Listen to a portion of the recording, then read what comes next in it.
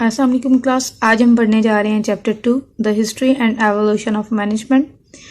तो इस चैप्टर के में आप बिल्कुल पढ़ेंगे मैनेजमेंट की हिस्ट्री, तारीख उसकी, उसका एवॉल्व कैसे हुआ with the passage of time, कैसे वो किन पैसेज से गुजर के आज की मैनेजमेंट बनी।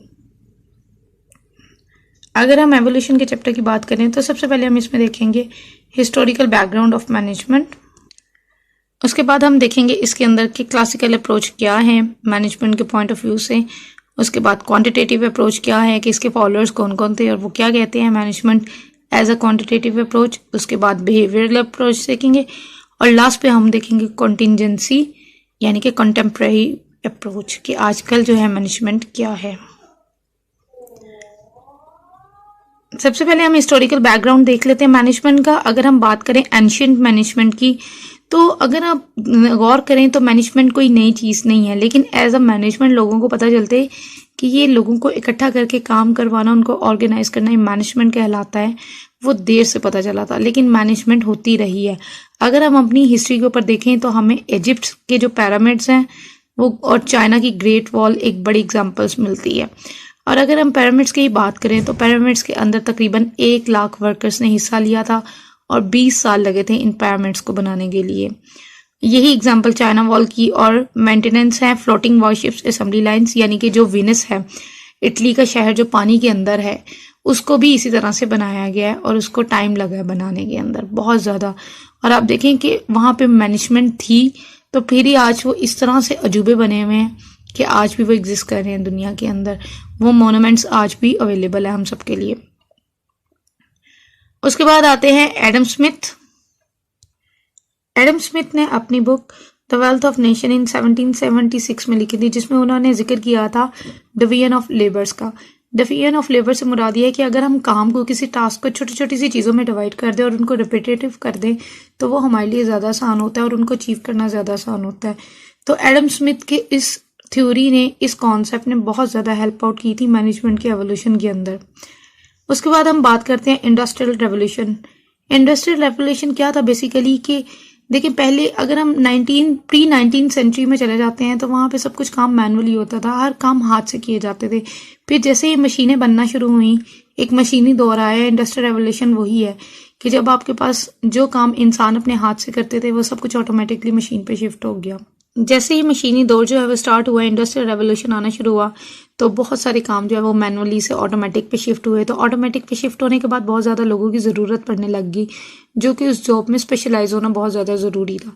तो इस तरह से वहाँ पे मैनेजमेंट की प्लानिंग, ऑर्गेनाइजिंग, मैनेजमेंट के फंक्शंस की बहुत अहम ज़रूरत पड़ गई थी ताकि जो भी टास्क हैं, जो भी गोल्स हैं वो हम टाइमली अचीव कर पाएँ। तो इस तरह से मैनेजमेंट जो है वो इवॉल्व हुई है। अगर हम मेजर अप्रोचेस की बात करें तो सबसे पहले हमारे पास आती हैं हिस्टोरिकल बैकग्राउंड्स। हिस्टोरिकल बैकग्राउंड्स के अंदर जो है वो हमने अर्ली एग्जांपल ऑफ मैनेजमेंट पढ़ी हैं जिसमें हमने जिक्र किया है कि जो हमारे पिरामिड्स थे, ग्रेट वॉल ऑफ चाइना जो है। फिर उसके बाद अगर हम बात करें एडम स्मिथ की कि एडम स्मिथ ने कैसी डिवीजन ऑफ लेबर वर्क दी, उसके बाद इंडस्ट्रियल रेवोल्यूशन जो है वो कैसे आया।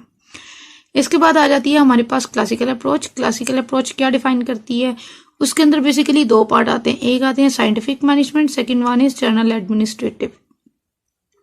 फिर है हमारे पास क्वांटिटेटिव अप्रोच। क्वांटिटेटिव अप्रोच से आगे अगर मूव करते हैं तो बिहेवियरल अप्रोच आती है जिसमें अर्ली एडवोकेट्स आते हैं, हॉथरन स्टडीज आती हैं और ऑर्गेनाइजेशनल बिहेवियर आता है। लास्ट पे आती है कॉन्टेम्प्रेरी अप्रोचेस। कॉन्टेम्प्रेरी अप्रोचेस होती हैं जो आजकल अप्रोच पाई जा रही है, उसमें सिस्टम अप्रोच आती है एंड देन कॉन्टिजेंसी अप्रोच। उसके बाद हम देखते हैं सबसे पहले कि साइंटिफिक मैनेजमेंट क्या होती है।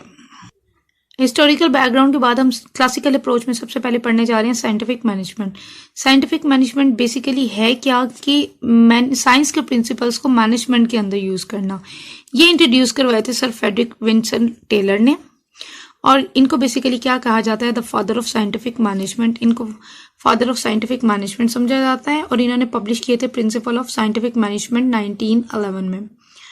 ये कहते हैं says management is a science. वो कहते हैं कि मैनेजमेंट एक साइंस है जिसमें हम अपने रूल्स डिफाइन करते हैं और हम उन रूल्स को फॉलो करते हैं। There is one best way and one best person to do the task.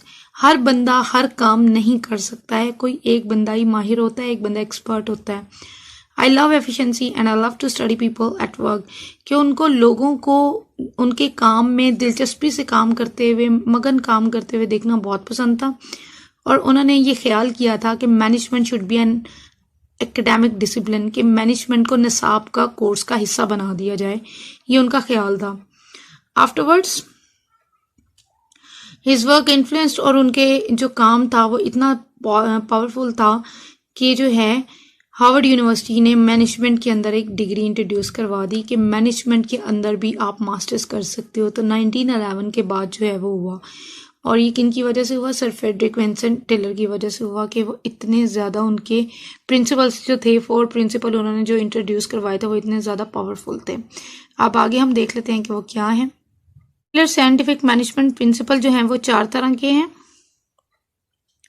सबसे पहले उन्होंने कहा था, रूल में उन्होंने कहा था कि आप हर एलिमेंट के लिए, हर इंडिविजुअल के काम के लिए जो है वो साइंस के मुताबिक टेक्निक्स तैयार करें, ताकि जो ओल्ड पुराना था रूल ऑफ थंब कि आप कोई लाइन क्रॉस नहीं कर सकते, फ्लेक्सिबिलिटी नहीं है, रिजिडनेस जो है वो खत्म हो जाए।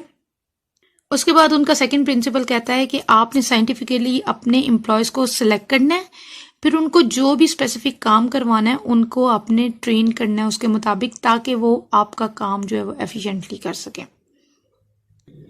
Heartedly cooperate with the workers, के अपनी दिलचोई, अपनी पूरी एफर्ट आपने लगानी है अपने वर्कर्स के साथ कोऑपरेट करने में। क्यों? ताकि आपको पता चल सके कि आपने साइंटिफिकली उनको जिन प्रिंसिपल्स के ऊपर ट्रेन किया है वो उनके मुताबिक जो है वो काम कर रहे हैं या नहीं कर रहे हैं। उसके बाद उनका प्रिंसिपल था कि आपने काम को जो है वो डिवाइड करना है मैनेजमेंट के दरमियान में और वर्कर्स के दरमियान में, ताकि हर कोई एफिशिएंटली काम कर सके। और मैनेजमेंट का जो काम है वो ओवरऑल निगाह रखना है, ओवरऑल केयर करना है अपने वर्कर्स की, कि उनके वर्कर्स कितने उनके साथ फिट बैठ रहे हैं। तो ये 4 प्रिंसिपल्स थे जो उन्होंने इंट्रोड्यूस करवाए थे और जो कि बहुत इंपॉर्टेंट थे, जिसके बाद जो है वो मैनेजमेंट एज एन सब्जेक्ट जो है वो हार्वर्ड में पढ़ाया जाने लगा। टेलर के बाद आते हैं Frank and Lillian Gilbreth. Basically जो फ्रैंक थे, he was a construction involve in construction business, वो कंस्ट्रक्शन के बिजनेस में आप कह सकते हैं कि वो कंस्ट्रक्शन कॉन्ट्रैक्टर थे। और जो गिलब्रेथ थी वो एक साइकोलॉजिस्ट थी। जब 1912 में एक मीटिंग के बाद टेलर के काम के बारे में उन्होंने सुना, तो उन्होंने ऑर्गेनाइज किया कि क्यों ना हम भी इन साइंटिफिक प्रिंसिपल जो है मैनेजमेंट के, इनको हम अपने ही फैमिली में, अपने ही काम में लेके आए। तो इस पे उन्होंने काम किया था। तो ये प्रोफाइलिक रिसर्चर थे बेसिकली, और ये अपनी फैमिली, दे हैव 12 चिल्ड्रंस, इनके 12 बच्चे थे, और ये अपने काम में और अपनी फैमिली में इन्होंने साइंटिफिक मैनेजमेंट को बहुत इम्पोज किया। और उसके फिर अकॉर्डिंगली इन्होंने कुछ रूल इंट्रोड्यूस करवाए थे कि इनके बच्चों ने फिर आगे इनके ऊपर एक बुक लिखी थी, जो भी जितना भी इन्होंने काम किया था उसको एक बुक चीपर बाय डजन के अंदर समराइज किया था।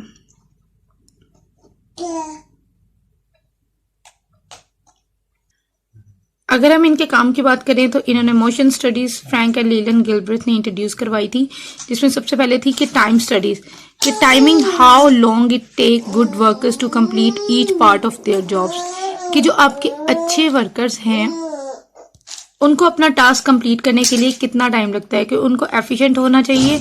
तो जो प्रिंसिपल टेलर ने इंट्रोड्यूस करवाए थे कि आप उनको ट्रेन करें साइंटिफिकली, तो जब वो ट्रेंड होंगे तो उनका ऑटोमेटिकली टाइम कम हो जाएगा।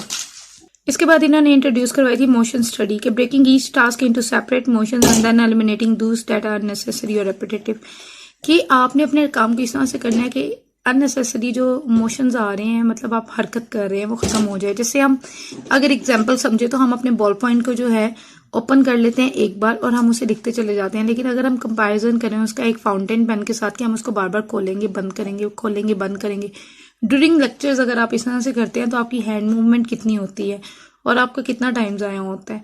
लेकिन अगर यही आप एक बॉल पॉइंट हाथ में रखे और उसको एक बार पीछे से ऑन कर लिया, उसको उसके साथ आप लिखते चले जाएं, आपकी हैंड मोशंस बहुत कम हो जाएंगी। तो यही काम फ्रैंक एंड लेलन गिलब्रेथ ने इंट्रोड्यूस करवाया था।